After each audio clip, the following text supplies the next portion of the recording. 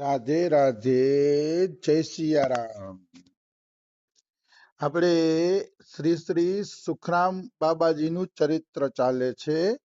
મતલબ આપણે રાણીમાં રૂડીમાનું ચરિત્ર લઈએ છીએ, પણ સુખરામ બાબાના જીવનના થોડાક પ્રસંગ જે મારા જીવનમાં અનુભવ કર્યા એની ચર્ચા કરીએ. એક ચર્ચા ઈ કરવાની છે કે અમારા ગુજરાતી કોલોનીથી આમ થોડેક આગળ, એટલે આમ ગુજરાતી કોલોની જ પણ થોડેક આગળ એક કૂતરીએ જન્મ લીધો છે. હા અને એ કૂતરીને 7-8 બચલા છે, 7-8 બચલા. તો ત્યાં બિચારીને કોઈ દૂધ પાવા વાળું હતું નહીં. તો સુખરામ બાબા એકવાર આમ નાલીકોર ફરવા માટે જાતા હતા ને, તો એ બચલા ગટરમાં પડ્યા હતા. હા આંખે ખુલ્લી નહોતી અને ગટરમાં પડ્યા હતા. એટલે સુખરામ બાબાએ બચલાને ગટરમાંથી કાઢ્યા, સાફ કર્યા, પછી એને દૂધ પીવડાવ્યું. પછી એને ખબર પડી ગઈ કે આને તો રોજ દૂધની જરૂર પડશે, કારણ કે આ તો નાના નાના છે, આંખે નથી ખોલ્યા. તો સ્પેશિયલ એને દૂધ બંધાવ્યું એના માટે. હા સ્પેશિયલ દૂધ બંધાવ્યું અને હવાર હાંજ બે ટાઈમ ઈ કૂતરાને દૂધ પીવડાવવા માટે જાતા. આવી એની દયા. વાહ એકવાર મને લગભગ 3:30 ફોન આવ્યો, મને કે જરાક આવશો તમે, આપણે કૂતરાને દૂધ પીવડાવવા જવું છે. મેં કીધું આવું બાબા, એમાં શું હોય એમ. પછી હું હા ગયો ને, એટલે એક ઓલું બ્લેન્કેટ સંતને દેવાનું હતું, એ બ્લેન્કેટ મેં હાથમાં ઉપાડ્યું ને એને દૂધ ઉપાડ્યું એમ. હા પછી સંતને બારે શેરીમાં બ્લેન્કેટ આપ્યું અને પછી અમે દૂધ પીવડાવવા માટે ગયા. તો મેં જોયું કૂતરા રાવડા જેવા હતા. હા મને કહેજો અહીંયા હવાર હાંજ રોજ દૂધ પીવડાવવા આવું, આ બિચારા નાલીમાં પડી ગયા હતા, આનું કોઈ ધણી દોરી નથી, એટલે હું દૂધ પીવડાવવા આવ્યો એમ. હા એટલે એને ત્યાં એમ કે દૂધ પીવડાવ્યું કૂતરાઓને. તો એ કૂતરાઓ બધા જીવી ગયા, એકેય મર્યા નહીં. વાહ મતલબ આવી દયા હોવી જોઈએ કે આપણી ગલીમાં, શેરીમાં કે આપણી નજર સામે કોઈ પણ પ્રાણી દુઃખી થતું હોય તો આપણું કર્તવ્ય બને છે કે આપણે ત્યાં સેવા કરીએ. બિલકુલ એને બલિ વૈશ્વદેવ યજ્ઞ કહે છે. બલિ વૈશ્વદેવ યજ્ઞ એટલે એનો અર્થ એવો થયો કે પ્રત્યેક પ્રાણી માટે આપણે ટુકડો કાઢીએ, હા એને કહેવાય છે બલિ વૈશ્વદેવ યજ્ઞ. તો મારો કહેવાનો ભાવ શું છે, આ બધું ગ્રહસ્થોએ કરવાનું હોય છે. ઘણા લોકો મને ખખડાવી નાખતા હોય, મને ખખડાવે, નામજપ કરી છે એમાં બધું આવી ગયું.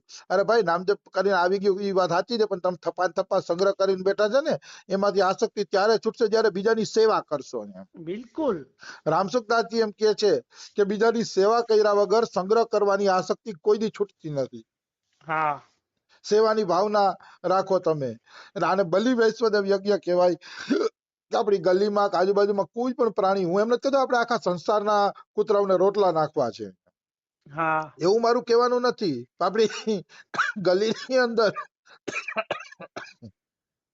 આપણી આસપાસ કોઈ પણ જીવ ભૂખ્યું રહેતું હોય તો એ આપણા માટે શરમજનક વાત છે.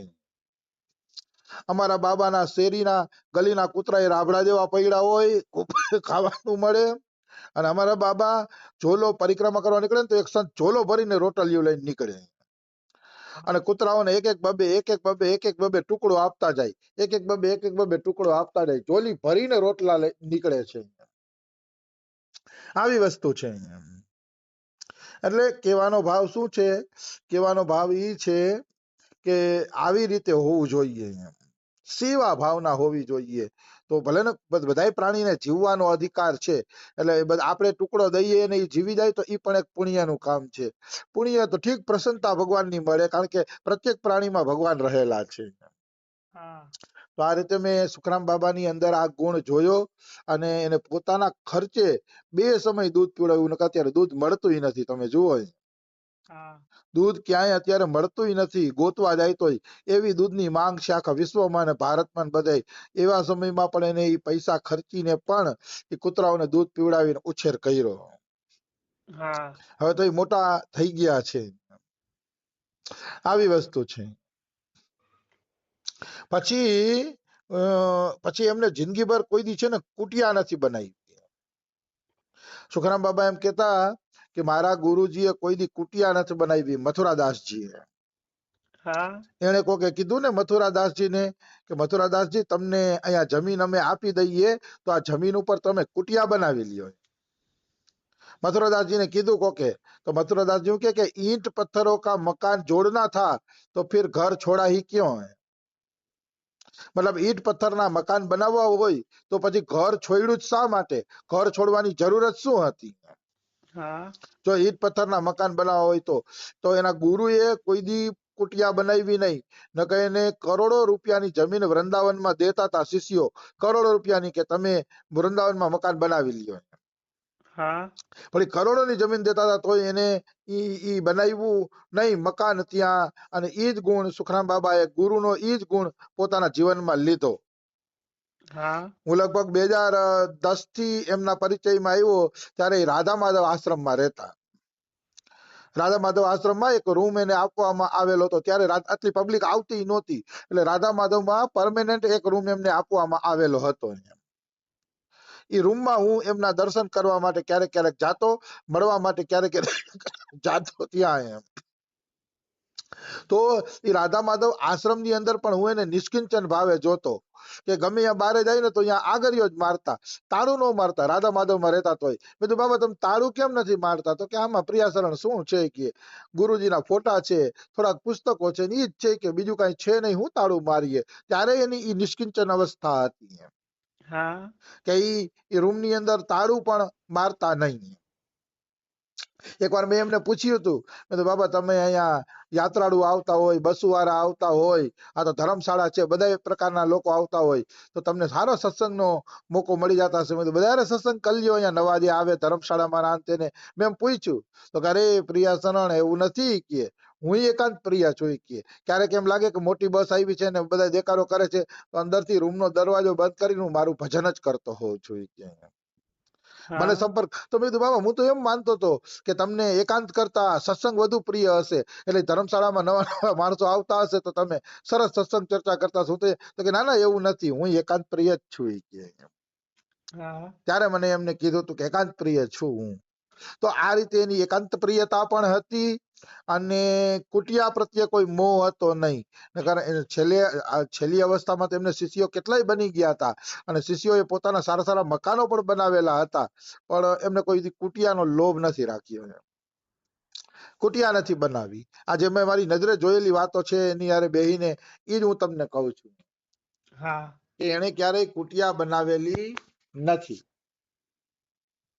આવી વાત છે તો કહેવાનો ભાવ શું છે નિષ્કિંચન અવસ્થા હતી કુટિયા ક્યારેય બનાવતા નહીં પછી એક વખત શું થયું ગુજરાતના એક ભક્તએ મને 500 રૂપિયા આપ્યા સેવામાં મને કે પ્રિયાશરણ રાખો આની સેવા કરી નાખજો રાખો ને રાખો હવે હું ત્યારે છે ને કોઈ પાસે પૈસા લેતો નહોતો ઈ જમાનાની વાત કરું છું હું આ 2013 ની આસપાસની વાત હશે ને ત્યારે મને સેવા કરવાનો શોખ નહોતો ને હું કોઈ પાસે પૈસા લેતો નહોતો તો એક ભક્તે ધરાર મને 500 રૂપિયા પકડાવી દીધા હવે પકડાવ્યા એટલે આપણી જિમ્મેદારી બને છે કે સાચી જગ્યાએ સેવામાં લાગે તો મેં હવે આને ક્યાં મારે નાખવા 500 રૂપિયા ને હું સેવા કરતો નથી ને આ બધું લોચા ઉભા થઈ ગયા પછી મને સુખરામ બાબાની યાદ આવી હાલો સુખરામ બાબાને હું છે ને આ પૈસા આપી આવું એમ ઈ સેવા કરે છે મને ખબર હતી ઈ સેવા કરતા સમજાણું ત્યારે એટલે હું એમની પાસે સેવા કરવા ગયો તો પેલી જ મુલાકાત આવી હતી મારી કે હું એમને સેવાના પૈસા આપતો હતો પેલી જ મુલાકાત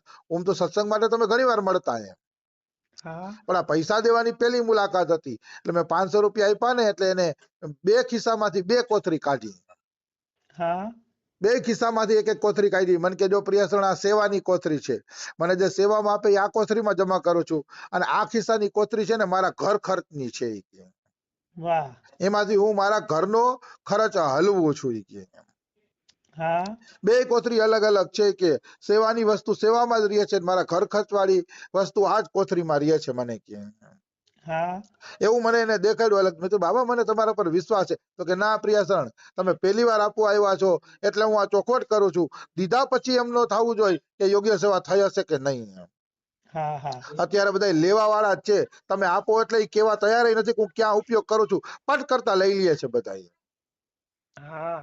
પટ કરતા પૈસા લઈ લે છે પણ નહીં એને મને પૂરી ચોખવટ કરી મને કે જો આ બે કોથળી અલગ અલગ છે કે આ સેવાની છે અને આ મારા ઘર ખર્ચની છે મારી કે દલાલીના પૈસા આવે ને એમાંથી હું આ ઘર ખર્ચ હલવું છું કે અને સેવાની કોથરીને અલગ રાખીને સેવામાં જ વાપરું છું મને કે આવી આવી રીતે પણ દઈને તમને એમ ન થવું જોઈએ. મેં કીધું, અરે બાબા તમારા ઉપર વિશ્વાસ છે. મેં કીધું એવું કાંઈ હોય નહીં અને આ તમારે ચોખવટ કરવાની હોય નહીં કીધું છે. તમે રાખો રાખો કઈ વાંધો નહીં. આવી વસ્તુ છે. તો મારો કહેવાનો ભાવ શું છે, આ રીતે નિષ્કિંચન રહેતા અને સેવાના પૈસા સેવામાં જ લગાડતા. અત્યારે આવા સંતો મળવા મુશ્કેલ છે હો. કોઈ પૈસા આપે છે તો પોતાનામાં લગાડતા હોય છે. હા હા, રોટી કપડા અને મકાન સુધી પોતાનામાં લગાડે તો વાંધો નહીં. માનો મકાન ભાડું આપે કે પોતાના રોટીનો ખર્ચો કાઢે તો એટલો તો સાધુને અધિકાર છે કે ભાઈ બધું કરીને માગતા હોય ને કઈ આગળ પાછળ ન હોય તો એટલો ખર્ચો કરી શકે એમ. એટલો હમ પણ હાવ મોજ શોખમાં ન વાપરવા જોઈએ.